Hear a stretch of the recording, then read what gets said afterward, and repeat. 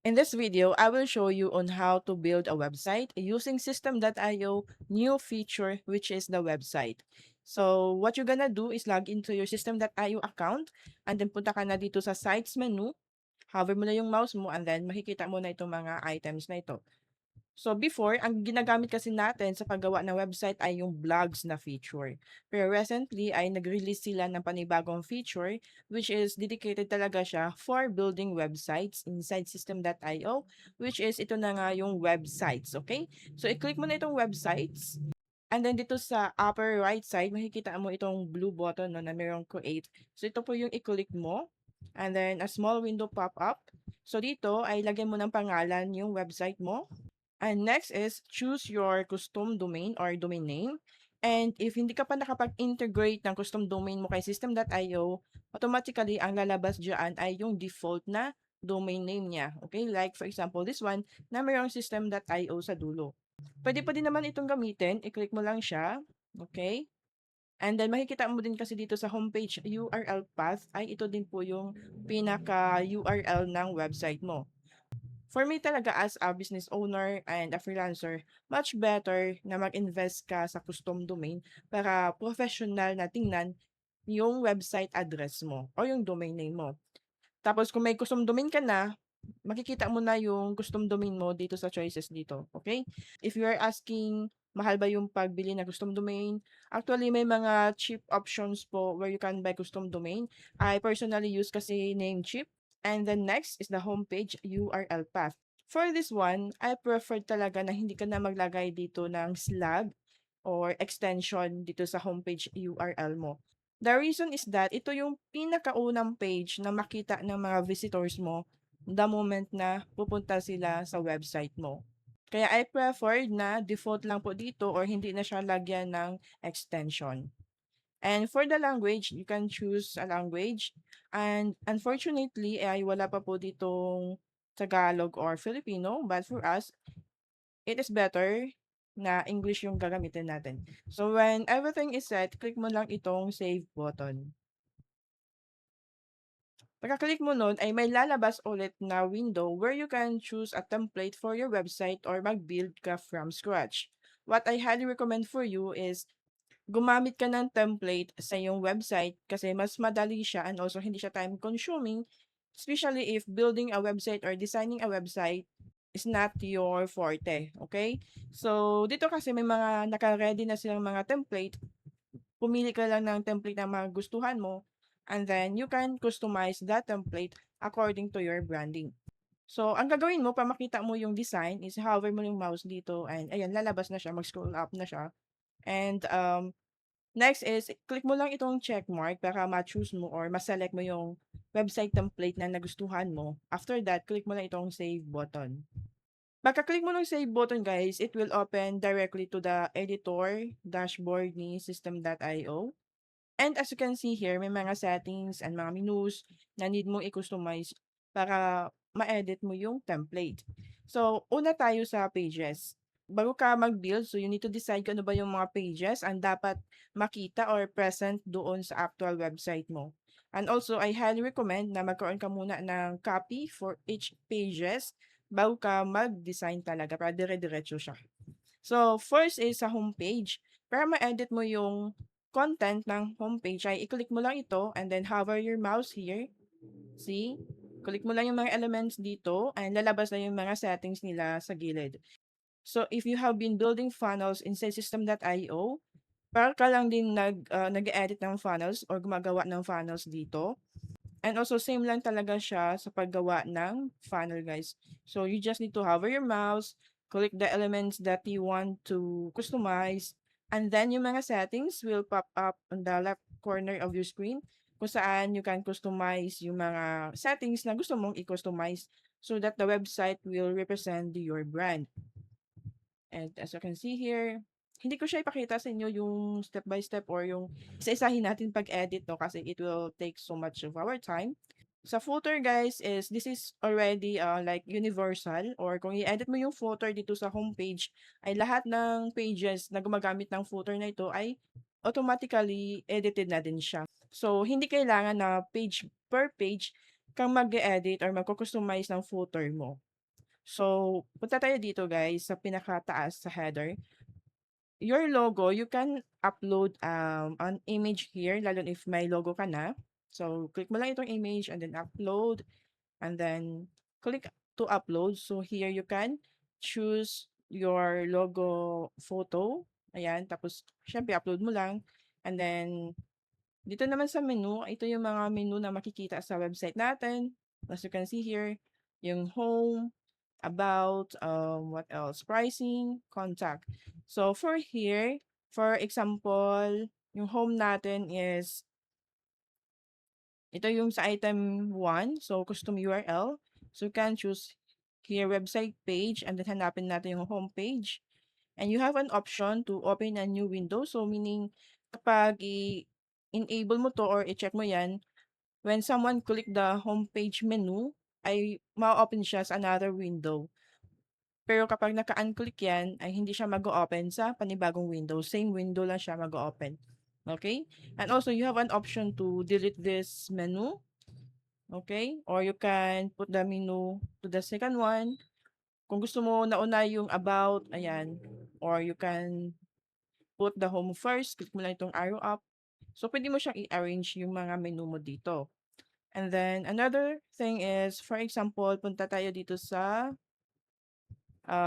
pricing. Kung gusto mo mag-add ng like sub-menu, so for example, lagyan natin web page, tapos punta tayo sa pricing. Okay? So, hover mo lang dito yung sub-menu. So, bali, this pricing menu ay meron pa siyang sub-menu. For example, lagyan natin yung pricing natin dito is for beginner. And then we can choose the custom URL kung meron kang ginawang funnel for this beginner na page or website page.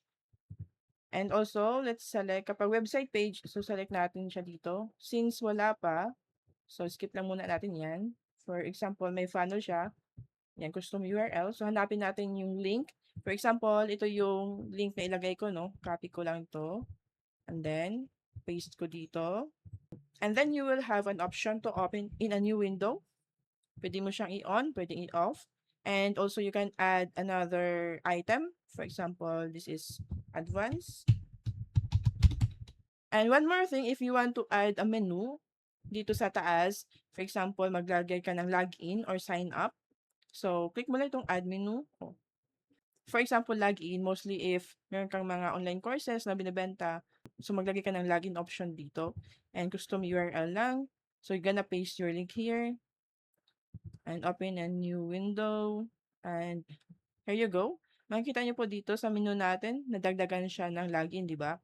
And for the typography ng menu mo, you can change this one. For example, Google Fonts and gusto mong gawing Montserrat. There you go, nagbago na siya. So you can change the font size and spacing and also menu items text color and then active menu item color. So for example, change natin siya ng red. So, dito guys, kayo na po yung bahala mag-customize kung ano yung gusto mong magiging design or outcome ng menu mo dito sa taas. And then, don't forget to click the save button. Okay? And then, for the footer, for example, palitan natin siya ng footer background. Gawin natin siyang light blue. Oops, or I just want black. Ayan. So, save natin. Next is, para makaproceed tayo sa next page, click mo lang itong page dito, and then click mo ito yung about page. There you go. Nasa about page ka na, so you need to customize this page. And also, if mayroong mga pages dito na ayaw mong masama sa website mo, ang pwede mong gawin is, click mo lang itong tatlong vertical dots. And then, for example, this one, punta ka sa remove. Kapag remove yung pipiliin mo, so this page will be deleted to your website. Okay, so be careful for that. And another one, for the unpublished naman, this page will no longer be accessible to your visitors. So anyone trying to open it will see an error, which is the for offer error. And also, hindi na din talaga siya visible dun sa active website mo. So, pwede mo siyang i-unpublish. So, kung kunwari, may page ka na ginawa, tapos nasa editing stage pa, so pwede siyang naka-draft muna. And then, after mong ma-edit or ma-customize yung draft, kapag finish na, you can publish that page. Okay? So, click yung publish now. And another settings is, click mo itong settings. So, dito mo makikita yung general settings ng page mo where you can rename. For example, this legal page, gusto kong gawing malaki yung P. Ayan. Oops. Or you can just delete that. Change natin. And then click save. Tingnan mo po dito, may legal page na. So, na-rename natin yung pangalan ng page niya. And then sa SEO guys, you need to add title, description, keywords, and author for each pages. Okay? So, for example, lagyan natin siya ng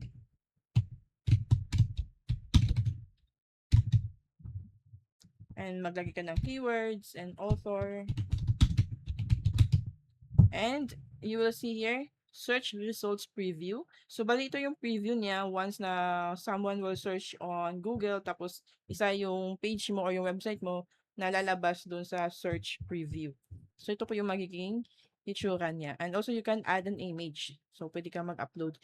And another thing pala guys is that make sure na yung mga pages mo ay naka-public siya. So, this one is naka-ano kasi siya, naka-enable yung hide from search engines. So, kung naka-hide siya guys, no matter what ano yung gawin ng mga visitor mo or para mahanap yung website mo, ay hindi nila mahanap kasi naka-hide po yung website mo sa search engine.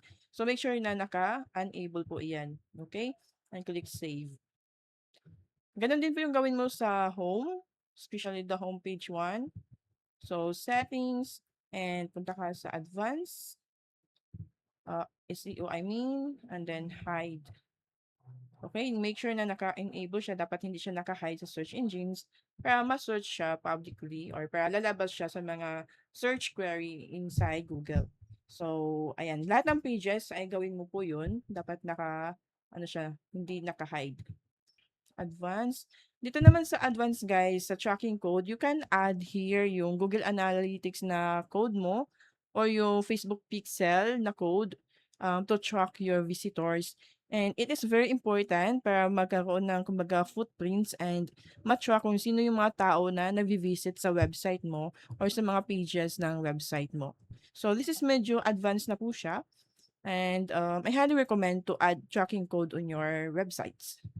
So another thing is, what if gusto mong mag-add ng page? So click mo lang itong plus sign and then you can add a new page. For example, lagyan natin ng community. Ayan, URL path, community. And you can automatically add to the header menu or pwedeng i-turn off mo siya. For this one, i-on lang natin and then click natin itong save button. And there you go guys, you just added a new page on your website. So makikita mo siya sa pinaka-last one and then naka-draft pa siya. So you need to publish that one para clickable siya and makikita siya sa website mo. And makikita mo din dito sa header menu na andito na siya agad. So bali naka-auto-add na. So I think we're done with the pages. You just need to explore this one. Next is pop-ups. So pop-up is kung gusto mong mag-add ng pop-up sa website mo. For example, a form where they can subscribe to your email list. Pwede ka mag-add dito. And the best thing is may form element na po si system.io where you can simply drag and drop that form. Charan, may form ka na. Okay? So, i-delete lang natin yung ibang element dito para hindi siya redundant. Okay, delete that one. So, ayan na siya guys. Also, you can edit the settings of your pop-up. So, click mo lang itong edit pop-up settings. So, show close button. Pwedeng lagyan mo ng on para makita nila yung close button option dito. And you can choose delay. You can adjust the width. Okay, like that one. Background color, you can change the background color. Okay, depende pa din sa color branding mo ha. And also, for the border, you can add dots. There you go. Ikaw na bahalang mag-customize ng ano mo, ng form, okay? So, don't forget to click save. Next is for the style. So, dito naman, you can add style lalo na pagdating sa typography. For example, yung heading, gusto mong gawing Montserrat, yung size, ayan, you can edit that one. Paragraph. So, once na change mo siya dito, ay general na din magbabago. yung typography ng website mo. Tapos, themes and colors, you can choose here. For the buttons and links, so for the buttons, tingnan natin sa pages. Balik tayo sa homepage. So, balik tayo sa style and buttons. So, kapag binago mo yung settings ng buttons dito, guys, yung primary button sa lahat ng pages mo ay magbabago din. Tingnan mo po dito, border, tingnan natin, full border, and we're gonna use dash and border width. See, nagbago. Merong border width dito na sa pinaka-homepage ng website natin. And also, you can edit the secondary buttons. Yan, depende na yun sa'yo kung ano yung i-edit mo dito. Okay? And then for the form fields, ayan, general na din yung pag-edit niya. And for the layout, you can change into content width, extra small, ganito, medium. But personally, guys, I preferred XL. Yung pinaka-standard talaga niya, yung default na width ng content natin. So, okay na yan siya na naka-XL. And next is for the settings. Dito naman where you can rename your website name, your main language, and website languages. So, for example, Spanish. So, pwede ka mag-create ng copies. For this one, I preferred no. So, click ko na lang to. Remove ko na lang siya, guys. Sorry for that. And for the logo, you can upload an image here. So, don't forget to click the save button, guys, no? If you want to look kung ano yung layout or hitsura ng website mo using mobile devices, click mo lang itong mobile icon. And then, you will see here na kung ano yung hitsura niya when browsed via mobile. And also, don't forget to preview your website. So, this is how it looks like kapag tawag nito naka-desktop view. And so, pag naka-mobile, balik tayo sa desktop. So, I hope guys that I was able to show you or walk you through kung paano gagawa ng website inside System.io and sana ay ma-apply mo yung mga natutunan mo sa business mo or for your client's business. One more thing, if you are looking for a funnel template for your digital products, I have a free funnel template, a lead funnel template actually, that you can simply copy to your System.io account. So if you're interested about the template, guys, check mo lang yung description ng video natin. Alright, and I will see you on my next video.